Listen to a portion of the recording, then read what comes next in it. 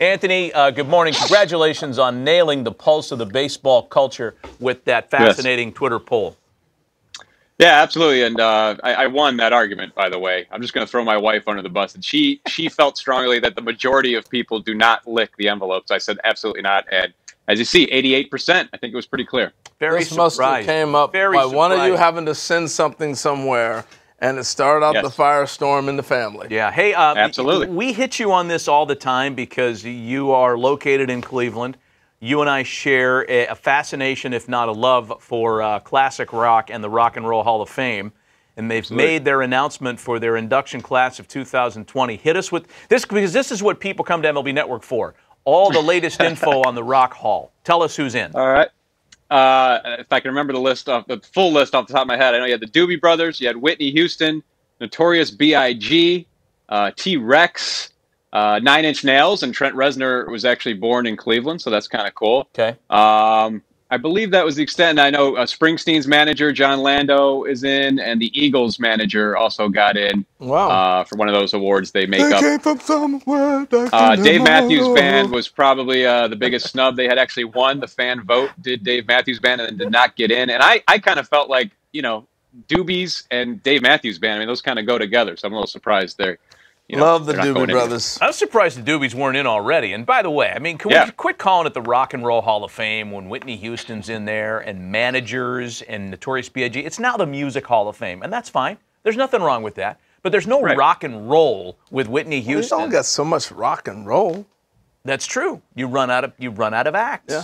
But T-Rex, besides what was their one song, "Bang a Gong"? That was their only. Bang a Gong. That's exactly. So would you consider? Would you consider Doobie Brothers rock and roll? Yeah. What do you consider them? What are they? If they're not soul, rock, man. Soul. Okay, there's a soul element to them, but that's not a classic soul band. You're not talking about Curtis Mayfield here. That's true. Interesting. All right, or not. Let's get on to some baseball stuff. Will we?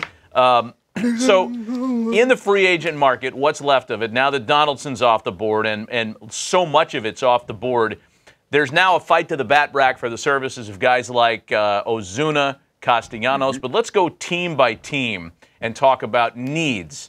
The Cardinals, who really haven't, have they really addressed what they needed to address from last year? What's left for them?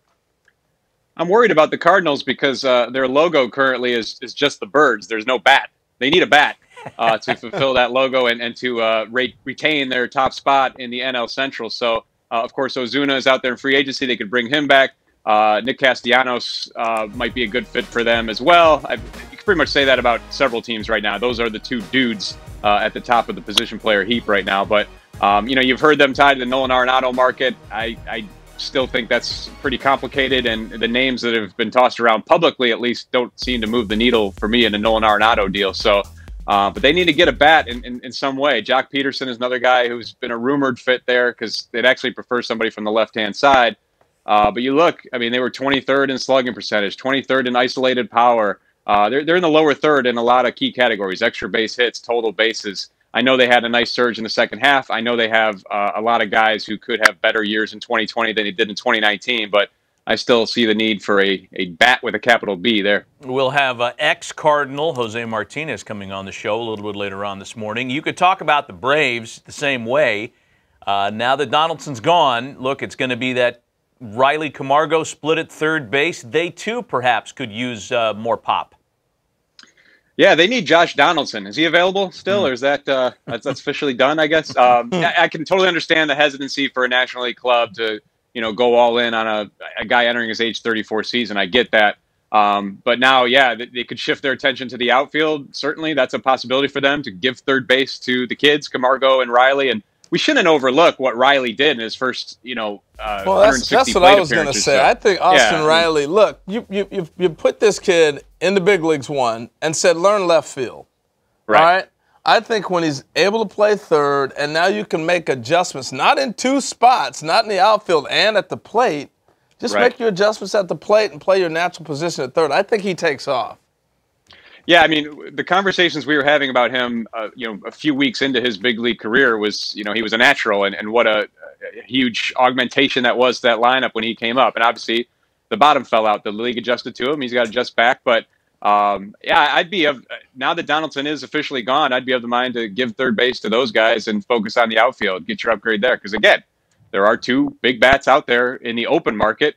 All it costs is money. Castellanos and Ozuna are younger, of course, than Josh Donaldson, so it's less of a risk just from that perspective. And there's still trade possibilities, Arenado and Chris Bryant at third base. But again, there might be hesitancy to give up what it would take to actually do that. So go spend some money on an outfielder and be done with it. Anthony, as I often do, I'm throwing you a curveball here too. And I'm thinking about the Nationals because they don't have a third baseman either. And so it looks like another youngster in Carter Kieboom might get that opportunity. What do you see them doing in Washington? Yeah, they seem to be happy with what they got. And Mike Rizzo kind of has a magic touch with these veteran retreads, and he brings back his Asdrubal Cabrera, he signs Starlin Castro for second base.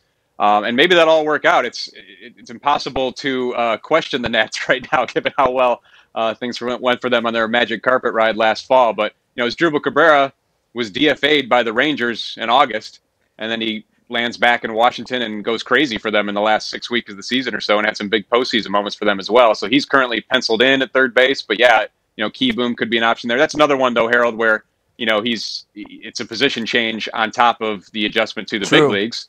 So that's an element of all of this. But it appears that that's the group they're going to cobble it together with, short of an impact trade, which again is usually unlikely at this stage of the offseason. So it could be one of those things where they see what they got in the first half and address it mid-season if need be. I was just trying to access a list of inductees into the Rock and Roll Hall of Fame to give you an opportunity to kick somebody out, and it wouldn't be fair at this juncture to do without kind of forewarning you. Next time we visit with you, let's all use a trump card. We all have the license to kick one band or artist out of the Rock and Roll Hall of Fame. And add somebody else next time we visit. No, we just want to kick people out. That's what we do here. Anthony, thanks for the visit. MLB.com is where to go to find his latest column. We appreciate the time. Talk to you next week. Thanks, guys.